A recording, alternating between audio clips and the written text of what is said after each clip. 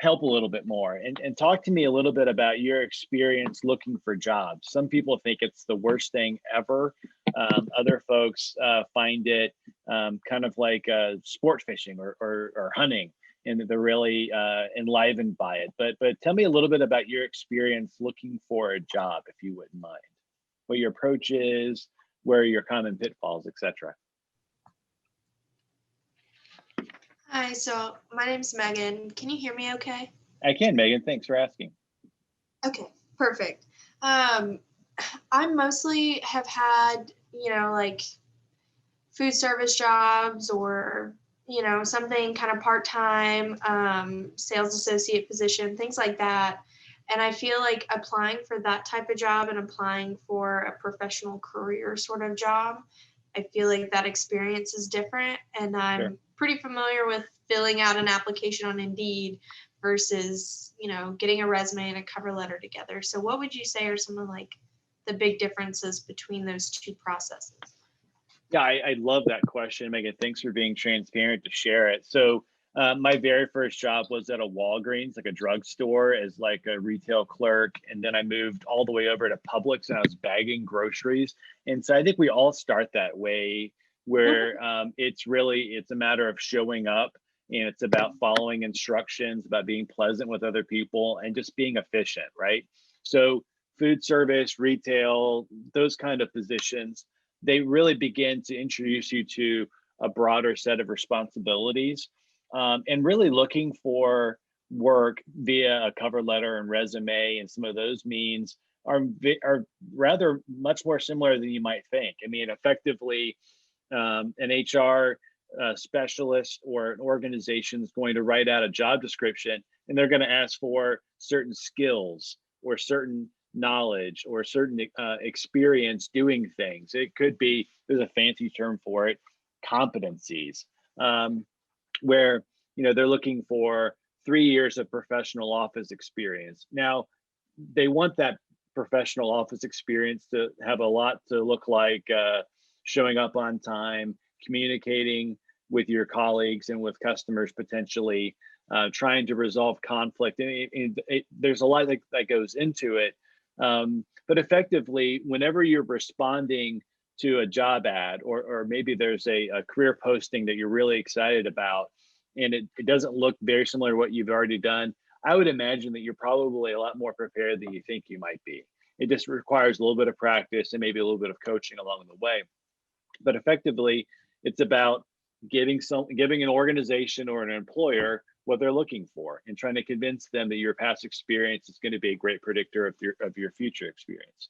So I would say that I think a lot of job seeking is scary because it's unfamiliar and it's important, right? So if something's unfamiliar and it's unimportant, no big deal, right? But if something's important, like I need this to help contribute to my identity and help me to sustain and support myself, that's important stuff. And so that's really what I think we try to do best in the Center for Career and Leadership Development, is to help individuals gain more comfort with taking that next step confidently. So that's a really great question, Megan. I hope I helped a little bit with it. Are there any other questions or anything? Again, we want to make this as dynamic as possible. I realize there are some super limitations across the Zoom format like this, but I can't quite see you. So just go ahead and barge in and unmute, or if you want to drop something into the chat, that'd be fine too. But hey, question. This happened just like that. That's fantastic. Fire away. I guess I'll go first. I've been tutoring with the EMCS and athletics for about almost 2 years now. Great.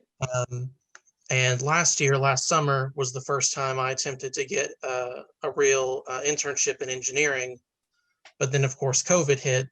Sure. So I kind of also wanted to just stay bottled up in one room where I didn't see anybody.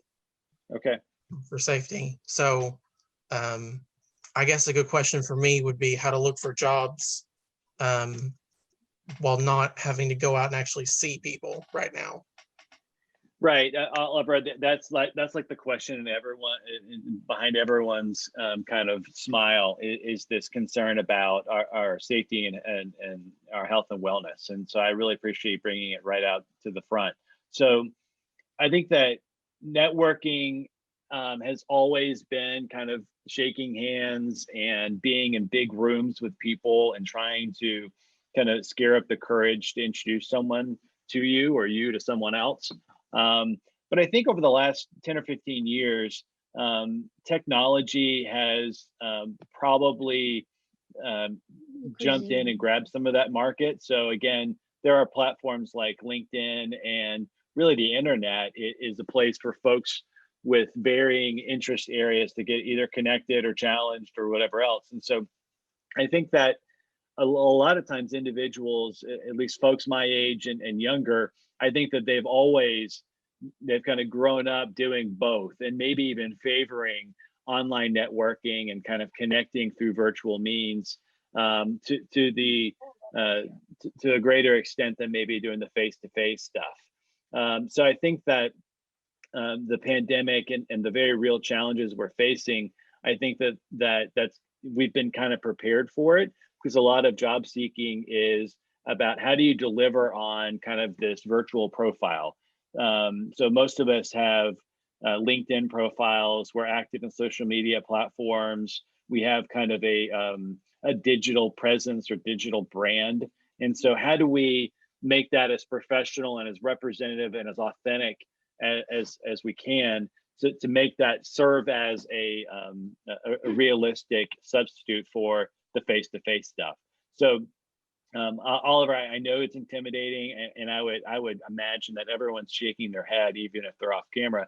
They're saying, yes, it's intimidating to get out there into something that's not quite yet, right? So the future is what we're building right now across institutions and organizations and in smaller social circles. We're building the future today, and so what's comforting and really I think it's exciting is that a lot of organizations are struggling to answer the same questions, like how do we bring in the talent that we need when we can't necessarily share an office or some space. And so the idea of a virtual internship 5 years ago was laughable. Now it's a reality in a lot of great organizations. So I think that there are more and more opportunities out there. And you mentioned that you've been working in a tutoring or an academic support role, and then you've tried to kind of pivot into engineering.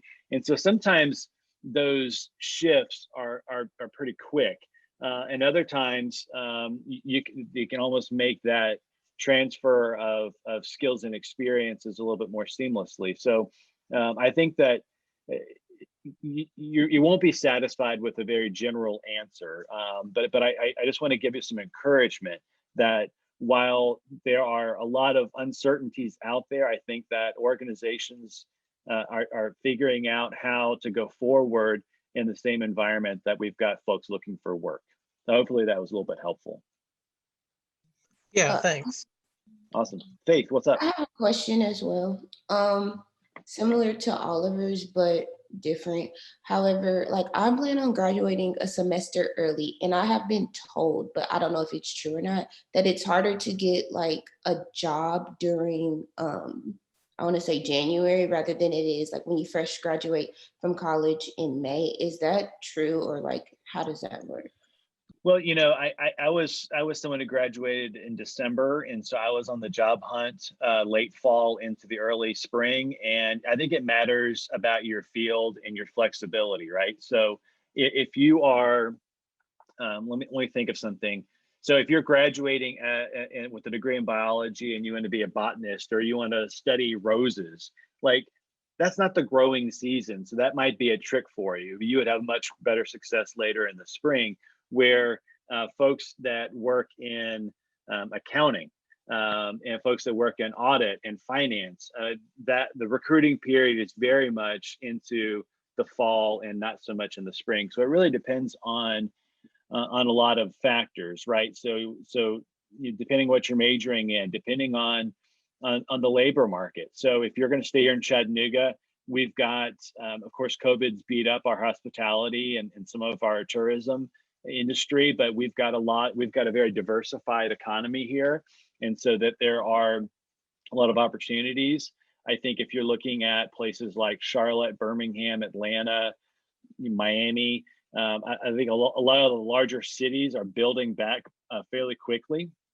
Yes, there's more competition in those larger population centers for those roles, but I think that there are a lot. I think that's where a lot of the organizations are effectively centering their operations. So they'll have more opportunities for entry level, and then the inch above that, or maybe the foot above that, within their organizational chart. So again, I think it's not just calendar is the only variable. I think that companies are hiring year round in most industries, especially as they're building back from the economic downturn associated with the COVID pandemic.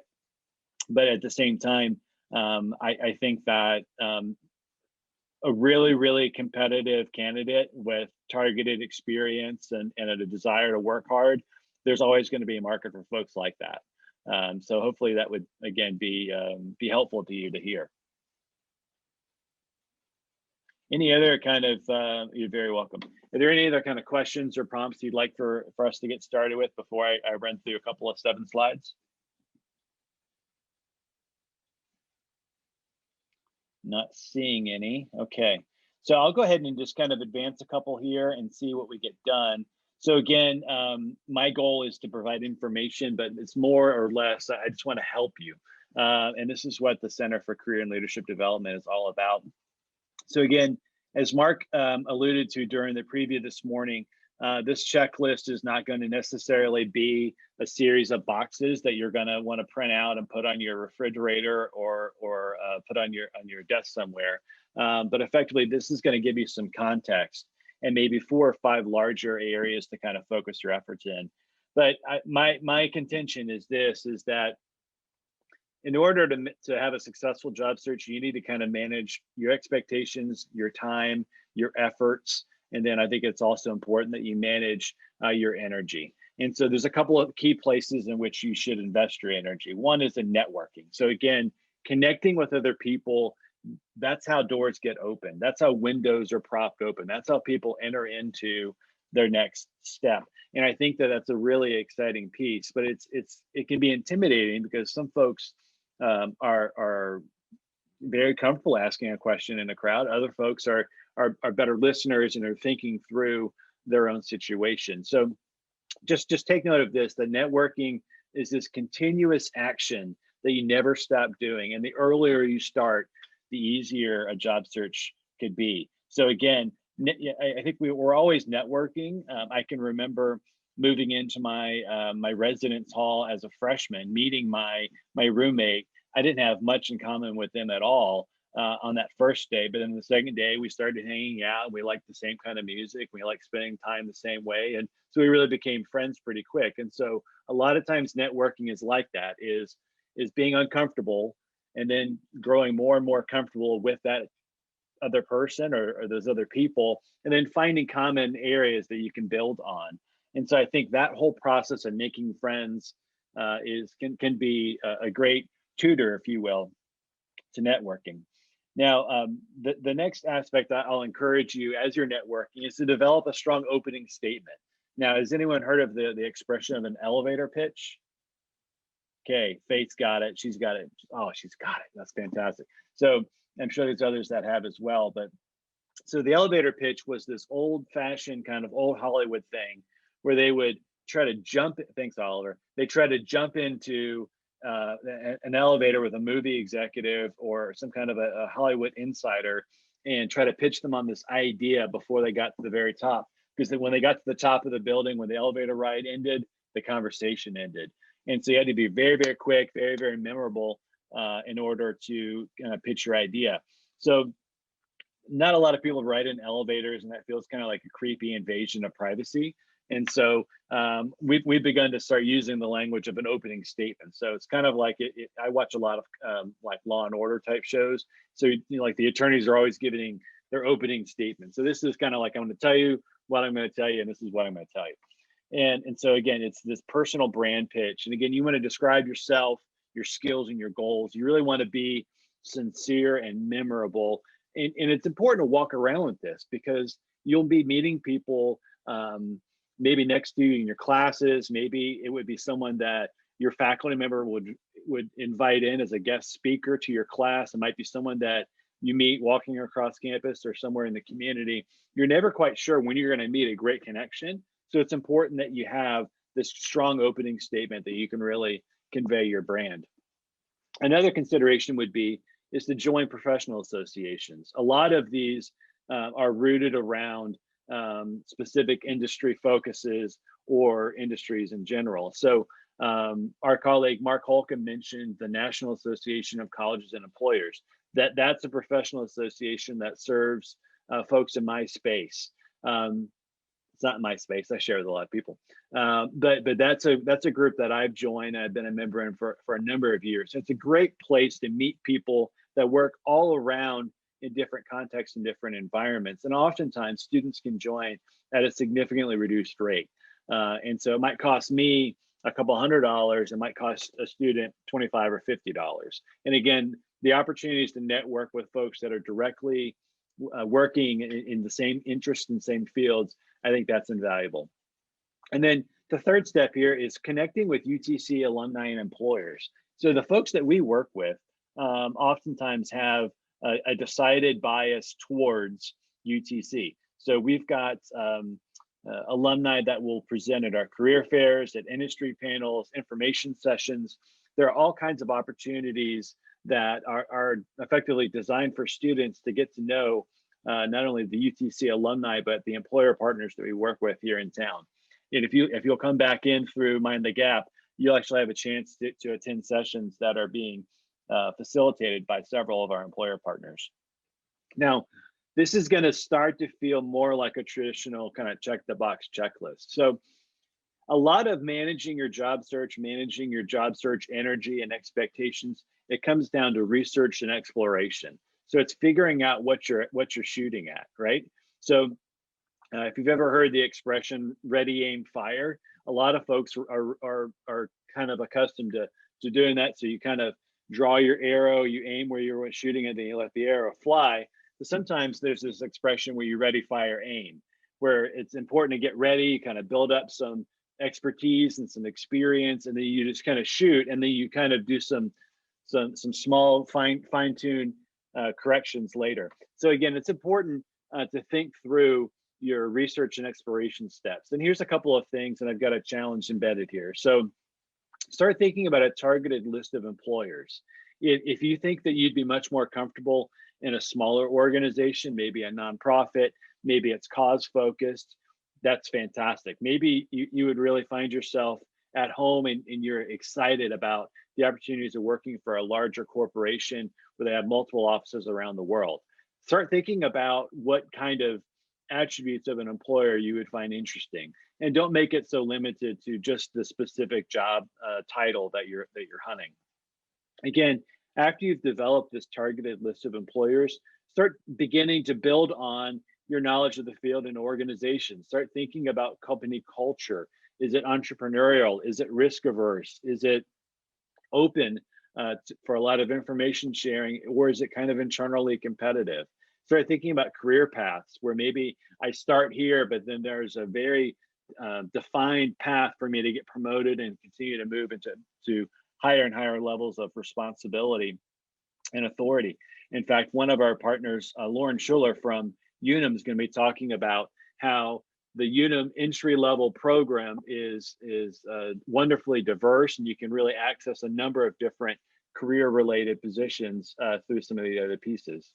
Again, knowing about yourself and knowing about the world of work also begins to thinking about understanding key terms and competitors and how you might stack up competitively against other candidates. And again, this is not necessarily competition. This is really antagonistic, but I'm trying to prepare you all for what is a very competitive process. Because again, a lot of you have a talent and ability and a lot of hard work, and I think that's going to serve you very, very well. But I think realizing that the more work you can do in the research and exploration phase, better that's going to pay off in your job search. I think using social media for more than just your own brand building, but also following organizations, LinkedIn and Twitter are great places to use as a way to gather information and to begin to be identified as a candidate. I know that I've spoken with several recruiters that know that have shared and confirmed with me that if a candidate or an individual follows their company page on LinkedIn, they're much more likely to reach out to them proactively and inform them about new opportunities to apply for jobs with that organization. It's really important that you kind of exhaust all the available resources here at UTC. One of the best resources, in my opinion, is Handshake. There are a number of great job boards out there. I think it was mentioned earlier that we've applied on Indeed and a number of other platforms, but Handshake is really something that I would encourage you to check out. And if we can help with that, we'd be delighted to try to do that. And again, it's about, a great way to explore the world of work is to attend career fairs, information sessions, ask great questions, start developing the relationships you would need with these recruiters. And again, as you prepare, I think developing a strong resume, building out a polished profile, if that's on LinkedIn or on Handshake or both, and then join some professional groups that are going to help you. And the third and the fourth step, I think, are some of the most important work you can do. So define your references, right? So have a group of people. It could be faculty, it could be student organization advisors, it could be your retail supervisor, whoever that might be. But choose and then ask 3 different people who can speak positively about who you are as a person, as an employee, as a learner, as a leader, and get those people kind of thinking about who you are and what kind of roles they can recommend you for. And then lastly, prepare for interviewing. It doesn't make sense to do all this work and then show up to the interview and just expect the job. We've got to fight for it and compete for it. 2 more slides and I'm done. So again, all that work to build up, it's important that you write a targeted cover letter, some kind of letter of introduction that is specific to the employer's needs, that kind of begins to draw the connections between what you offer and what they're looking for. And then you should follow all application directions. I think that too many times I've seen great candidates miss a step and they've been kind of booted out of the process because of it. So take your time, give yourself enough time to follow all the application directions, and then send a thank you email or a thank you letter after every single interview. That matters a ton. And again, an email doesn't take you too much time. It requires some thoughtfulness. And if you can make it personalized, I think that's always a good thing. But if you really want to shine somebody, go ahead and send a thank you letter. Getting an address and sending that out within 48 hours at the absolute most, but hopefully you can get that out same day. That can really make an impression and just further reinforce what a strong application might have been like. So 3 really quick tips to keep you focused and productive. Again, have a strategy. The best plan is to make a plan and stick with it, but also be flexible with your plan. But again, targeted searches yield better success. So if you're looking for anything, anywhere, for anybody, you might not be able to find that. But if you look for something specific, I think that you'll more often find it. Take some small steps often. So again, we don't graduate within 1 semester. It takes us a number of semesters to get that done. So again, come up with a way to make your big goals smaller and then work towards those very, very often. And then again, give yourself credit for each step forward. Again, this is your life. This is important. This matters. So again, reward yourself. Give yourself some challenging goals, but then also give yourself enough support to get there. And then also be patient. This is going to take time. Stay positive. Take care of yourself.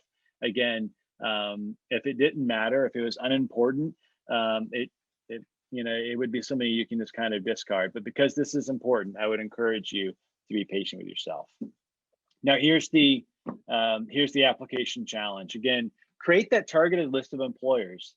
Think through if you want to work with a larger organization or a smaller organization. If you want to work in finance, or if you want to work in tourism, if you want to work in food, whatever the case may be, I think that, I think come up with that list of employers and then share those areas and organizations that interest you most with me. My email address is there on the screen, robert-liddell@utc.edu.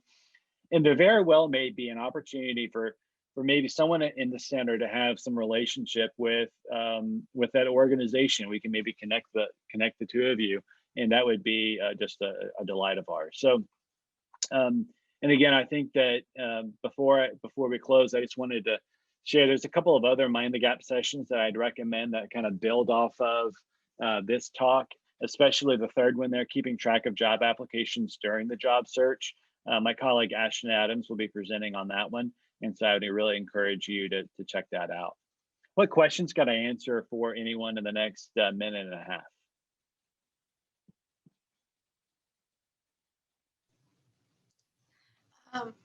Another quick question is, Sure. I know like in another earlier session, they were kind of talking about personality versus professionalism. So where do you kind of sit on that balance as far as when I'm presenting myself on like my LinkedIn or something that's formal but is kind of meant to be more sociable, so employers can get a feel? What's the balance there?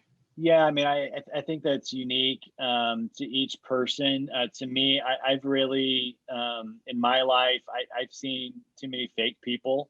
And so I really work towards being authentic, but realize that maybe your authentic would cost you an opportunity within certain environments. But if you're honest with yourself, if you're going to show some personality and people are not going to respond positively to that, you're probably not going to be a great fit in that environment anyway.